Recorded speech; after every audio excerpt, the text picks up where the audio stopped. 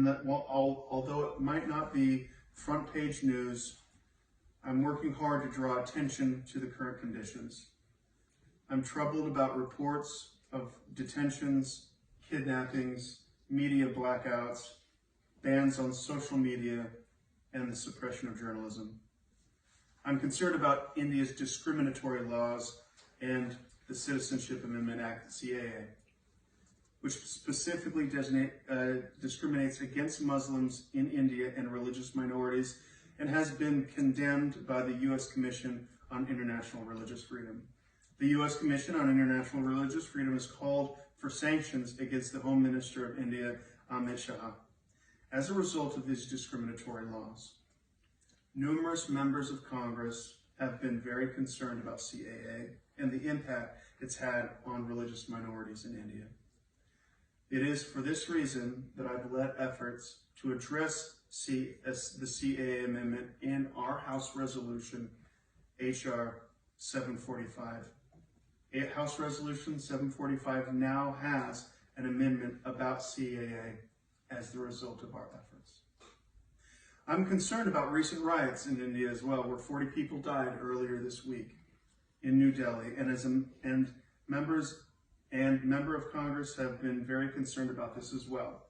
We can't stand for this, and I'm troubled by the numerous reports that police in Delhi stood by as rioters were involved in killing civilians. I have shown fairness and an even-handed approach to conflicts in the Middle East, even in cases where it might not be the most popular in my party. I was one of only 5 Republicans to vote for a House Resolution 326, which supported Israel's security, but also called for a two-state solution. A further example that I'm willing to work across the aisle and stand for what I think is right. My team and I have been working very hard to bring about action, and we are making progress. Congress is highly partisan right now. This effort needs Republicans in order to keep the dream alive.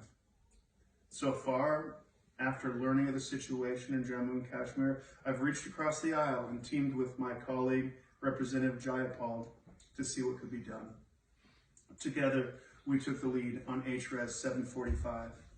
Since its introduction, my staff and I have dedicated hours in bringing attention to this situation to other members of Congress. And after many discussions and meetings and debates, I'm proud to say that we currently have 63 co-sponsors, some 57 Democrats and 6 Republicans.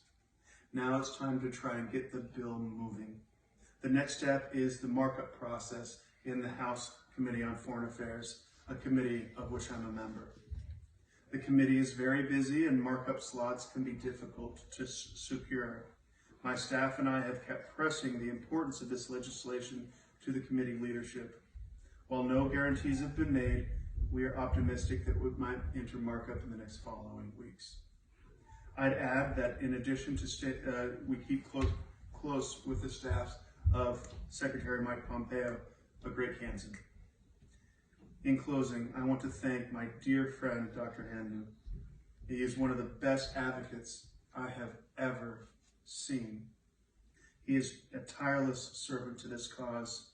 I'm proud to call him my friend, and without his efforts, we would not be very far along on the legislative process. Thank you. It's really an honor to have you here, and I just wanted to say a few remarks. As I mentioned, I wanted to let you all know that many members of Congress, as I'm sure you know, are pulled